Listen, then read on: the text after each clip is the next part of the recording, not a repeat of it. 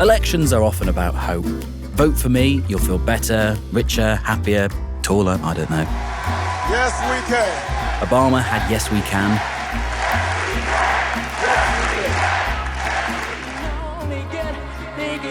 New Labour had Things Can Only Get Better.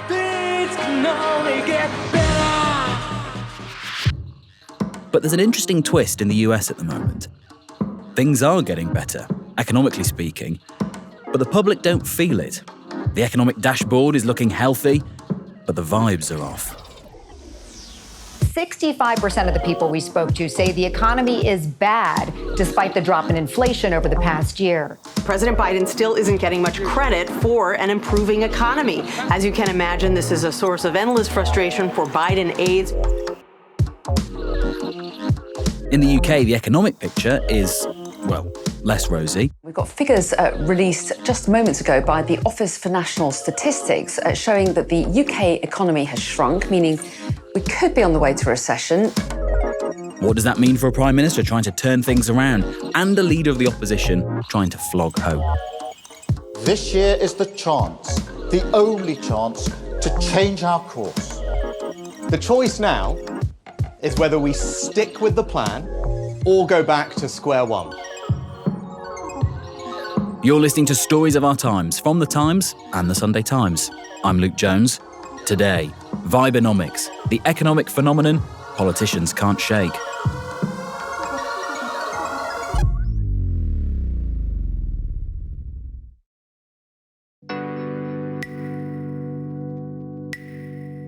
I'm Mehreen Khan, the economics editor at The Times.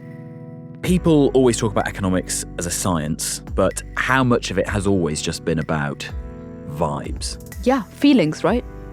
As economic animals, actually it's just about human behaviour and all those micro decisions we make every single day. The way we spend money, the way we think about how much we need to save, the way we approach how we do our jobs, which ultimately is, in a collective sense, how the economy is driven. And what do we mean by vibes? It's difficult to define vibes. I think in a classical economics jargony way, it's called sentiment or consumer confidence. Yeah. But I think it's important to expand the definition of consumer sentiment or how people are feeling by including a lot of the stuff that happens on the internet, because I think we've moved into a world where the way we interact with people online, the things we see so often on our mobile phones or our computer screens, actually does have a determining factor in ways that it wouldn't have done 20 years ago or during the financial crisis when all of our online behaviours were very different and we were online less. Yeah. Not Markets as much haven't as we do. moved because of MSN Messenger. Exactly. So I think vibes, it's a very modern phenomenon, and it's not something where there's academic research or people thinking seriously about this kind of stuff. But I feel like it's important to incorporate it into my day job, which is thinking about how the economy runs. We're talking about vibes because there's been, someone's coined the phrase vibe session, which is vibes and recession. Yes, it's a kind of ugly mashup. Yes. But once you hear it, you can't really unhear it. And the example that they're talking about, we'll talk about the UK a little bit later on, but they coined it specifically for the US context. Exactly. And we should give this person credit. So this is Kyla Scanlon, who is a brilliant sort of online economics commentator. Hey everybody, my name is Kyla. Welcome to my channel where I talk about the stock market and the economy, amongst other things. Today, I have a word in the dictionary. Very cool. The word is vibe session. She's based in the US, so she has a primarily US audience. But a lot of the things she talks about are pretty universal because most economies have been going through exactly the same thing over the last couple of years, which is inflation and higher interest rates and higher mortgage costs. And so she coined this term, vibe session, to describe the weird gap between what's actually happening in the economy, so the things that I write about every day, so the data on inflation and growth and unemployment, the traditional way we measure how an economy performs, and how people, when you ask them about how they're feeling, what they say they're feeling, which is often far more pessimistic than what the reality, quote unquote, would suggest. And rather than having a real recession, which is based on these traditional metrics like how much growth is quarter on quarter, she says a vibe session is when people just feel really down about everything. The vibes are off.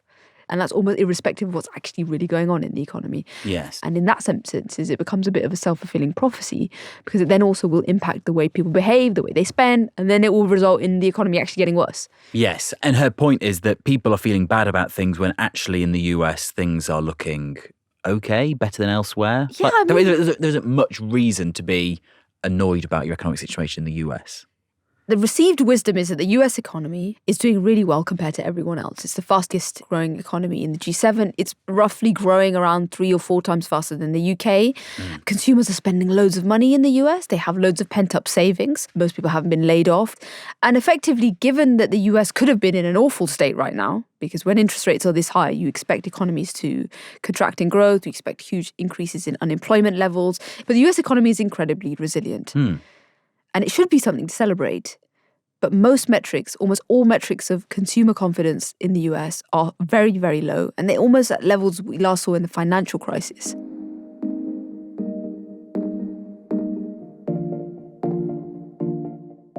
And these metrics are measuring what? Is this someone going around with a clipboard? Yes. Surveying people? Exactly. How do you feel? Exactly. So often this happens through a face-to-face interviews or over the phone. You have companies, a bit like pollsters a little bit, whose job it is every month to collect data about how people are feeling. So it asks them, how's your financial situation been over the last 12 months?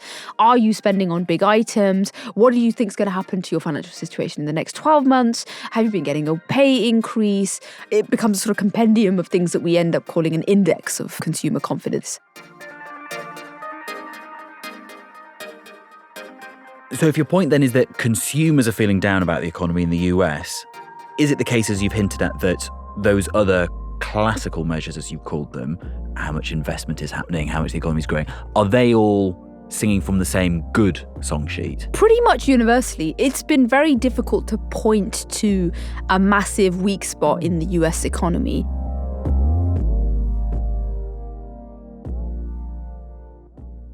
Despite the fact for the last 2 years, most economists have been saying the US is going to fall into a recession is very imminent, unemployment might have to get to 6%, that's the only way inflation is going to come down, the only way to kill that inflation is to crash the economy. Yes. And now actually, at the start of 2024, the feeling around the US economy is that it's going to achieve something called a soft landing, which is a situation where inflation becomes low and moderate, and it will be able to do this without generating a downturn. So that's the soft landing. It's a very improbable, almost miraculous event.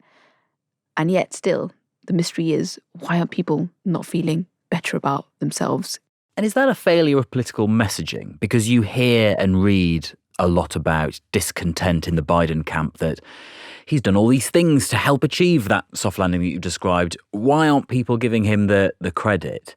So for the Biden administration, their whole shtick for the last couple of years is that the Biden administration is getting people good jobs through things like the Inflation Reduction Act, which is all about spending big on industrial policy. The Biden administration is going to create really high-paid jobs for American workers in high-tech sectors like building hydrogen plants or electrical vehicles, right? The problem is that when most people in the US think about the economy, they're not thinking about the jobs that they might get in the future or the jobs they haven't yet lost. They're thinking about the fact that prices are still going up. So inflation means that prices go up, right? Yeah. Even if they're not going up at 9% a year, they're currently going up at 3.1% a year. But it still means they're going up and they're not coming back down to where they were under where Donald Trump was. So in 2020 or 2019, this is a period in which prices have gone up.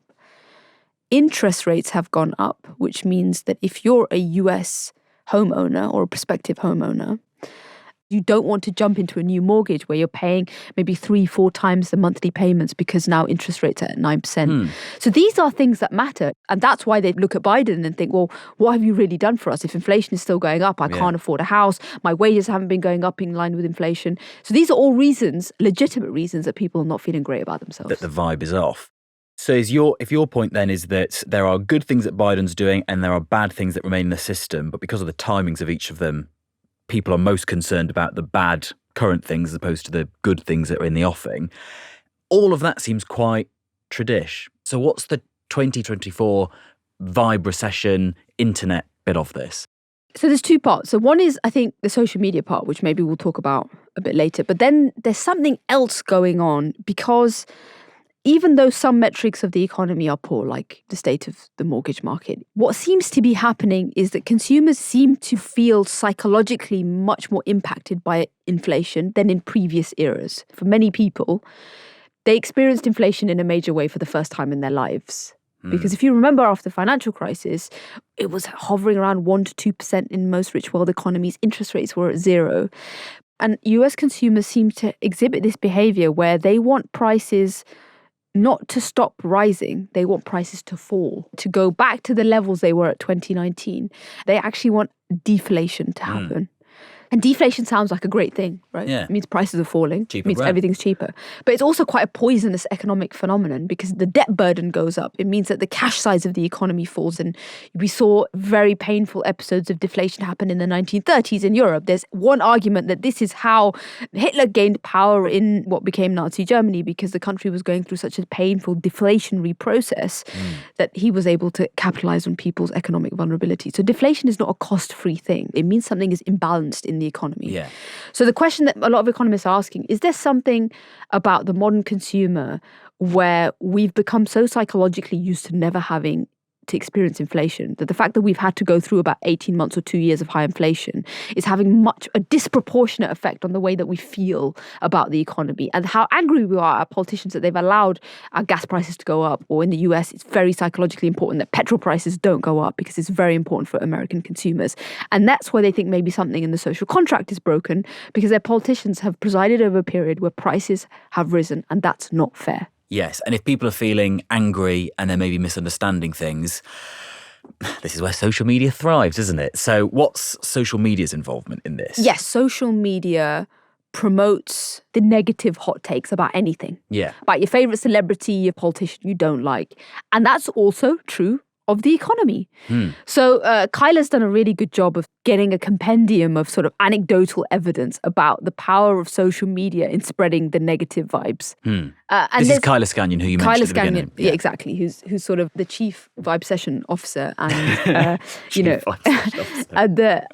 CEO of this theory of vibes. So her job is to create nuanced, thoughtful content about the economy on platforms like TikTok and Instagram. She notices that when she does that, it doesn't spread as far as the tweet which says that I just walked into my local cinema and a can of Coke or a bottle of Coke now costs $10 when it used to be $2.50. And is that actually happening? There are examples of that. You must see this all the time. I see this all the time over my timeline. It's people walking into somewhere and then snapping a price tag of something and saying, oh, inflation's gone mad. We had that with Lurpak in the UK. Yeah. There's various examples of this. One I mentioned in a column that I wrote recently, which was about somebody screenshotting their McDonald's app, which showed that the price of a medium portion of fries was over $10. And they screenshot this, and this tweet went viral. And it was just a kind of typo on the app, right? So it wasn't $10, it was $1 something. But it did good business online. Yeah, and everyone, when they see it, it becomes because they want to believe it. And people, it feeds our own biases, which suggest that things are terrible. Lots of people are saying that this vibe session in the US and some other things could actually contribute to Joe Biden losing the 2024 presidential election to Donald Trump. Do you buy that?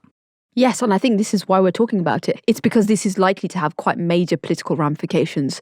So the Biden administration is asking, well, if we can't campaign on the economy, what can we campaign on? And so I think there's going to be much more emphasis on abortion rights and some of the cultural war issues in the US.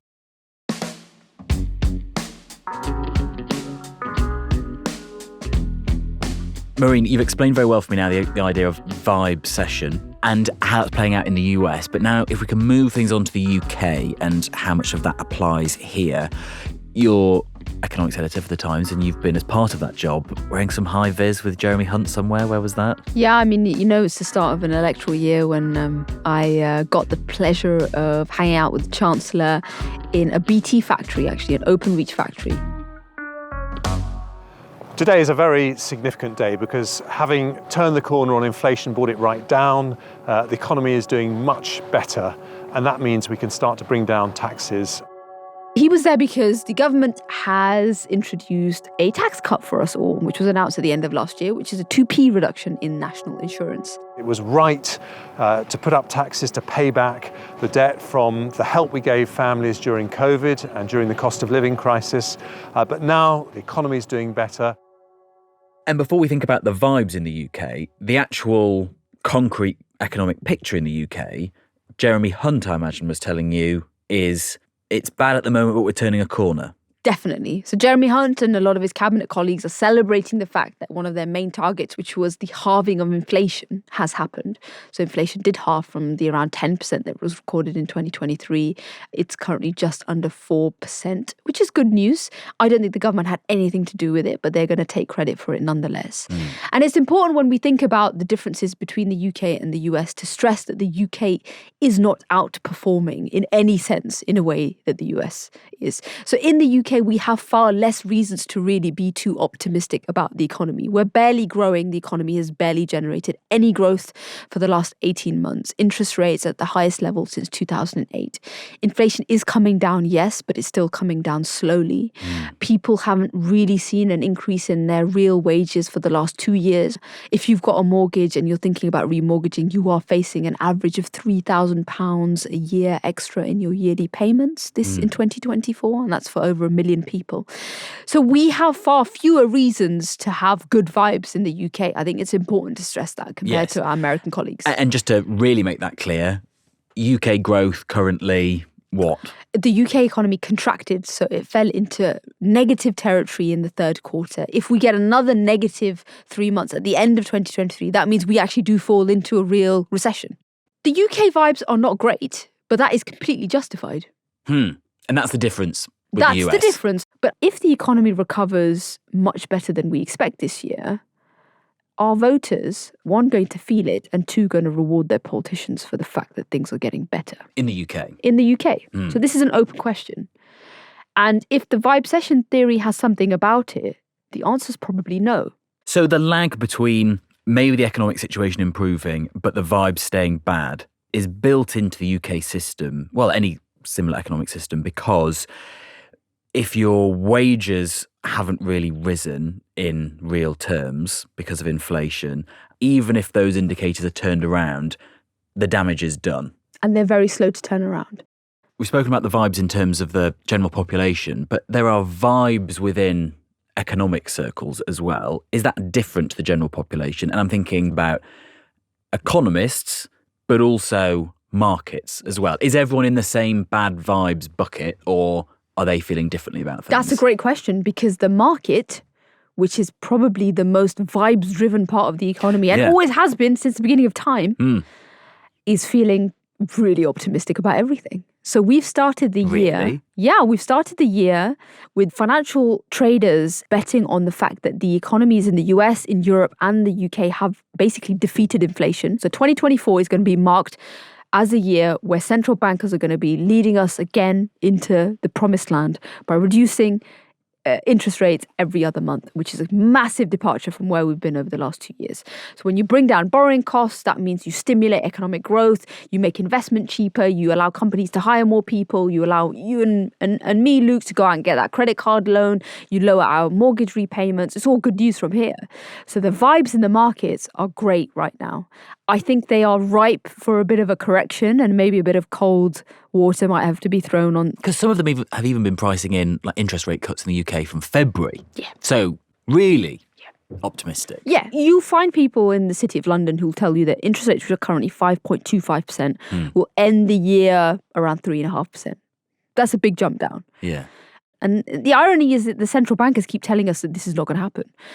These are institutions which have spent 2 years having their reputation battered because they've been accused of being soft on inflation. So they don't want to go into a situation where they cut interest rates and actually the bogeyman hasn't really been vanquished and it's still sort of lingering. So I'm going to sort of forget their vibes, the traders. If we look at go back to the population at large then, and if there are bad vibes here in the UK and it could lag beyond any turnaround in the economy, if I'm Rishi Sunak, even if I'm Keir Starmer, who would hope that there'd be an election this autumn that he would win and he would then be in charge, that's a problem for both of them, isn't it? Bad vibes lingering on. So it's a very bad problem for the Conservatives because it means that nothing they can basically do right now will erode that 20-point polling lead between Labour and the Tories. The Tories will try. We have a budget in a couple of months on March the 6th, and that's going to be a last-ditch attempt to finally tell voters that, look, we understand that it's been a terrible couple of years, but we're going to cut taxes for you again in March, and this is going to be an indicator of all the other taxes we will cut if, indeed, you re-elect us. And just to put a pin in that, just briefly, you're in the budget. What's your current bet for what tax would be cut? Because there's a bit of a debate about that, isn't there? I would say you get your classic pre-election bung is a reduction in the basic rate of income tax. Okay. Yeah. That's what I'm going for. Okay. Not that I'm a betting woman, but yes. And so that was going to be like a desperate last-minute attempt to convince voters that Labour is not for them.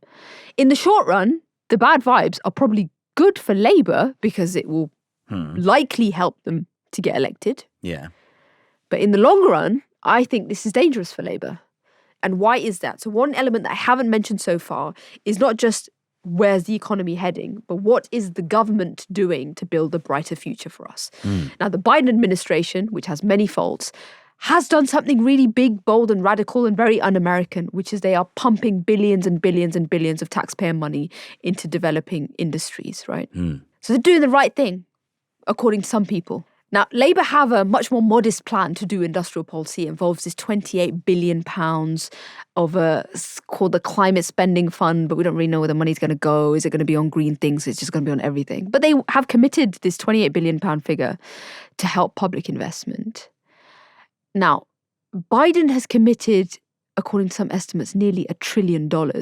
So a bit more. Over 10 years. Yeah. Into pumping up American industries. If he can't get elected on that, then what's Keir Starmer's $28 billion, say he's elected this year, and then he turns around to the electorate in, say, 2029 and says, look, you should vote for me because I've managed to secure you jobs and I've helped British infrastructure and raise productivity. Is it a winning ticket to win an election? You know, the Bidenomics example suggests that Bidenomics might be great for the economy, but it's not particularly great for your politics.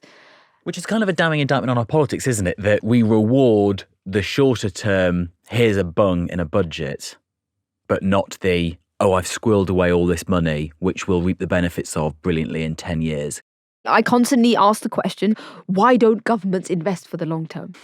And maybe the answer is because they will never reap the political benefits of it. So if Sir Keir Starmer's listening, hello, what's your advice then on that front? Because there are lots of noises off from Alistair Campbell on that podcast he does, and John McDonnell, who is Jeremy Corbyn's Shadow Chancellor, saying he needs to be more ambitious. So what's Mehreen Khan's advice? I would say we should also mention that Labour is really hamming up how much it loves Biden and Bidenomics as its example for how to do things right. So we've had major visits from Rachel Reeves last year. You know, you can't even listen to a Labour speech without talking about how much they're sort of inspired by the example of the Democratic Party in the US. The Biden administration is rebuilding America's economic security, its strength and its resilience. And just as the Biden administration has done here, we must build the industries of the future.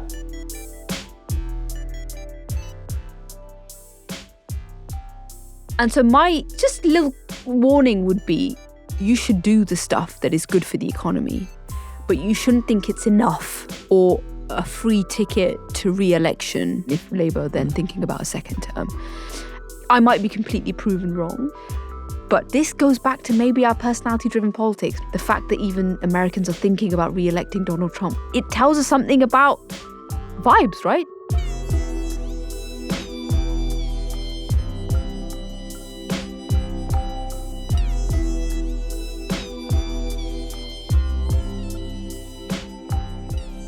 You've been listening to Stories of Our Times, a podcast brought to you thanks to subscribers of The Times and The Sunday Times, with me, Luke Jones, and my guest, Times economics editor Mehreen Khan. You can find Mehreen's weekly column in the business section of the paper and online every Tuesday. The producer was James Shield, the executive producer was Fiona Leach, and sound design was by our new colleague, Mao Lassetto. Welcome, Mao. How are your vibes? Good and bad, ideas, questions, compliments, all welcome at storiesofourtimes@thetimes.co.uk. Goodbye.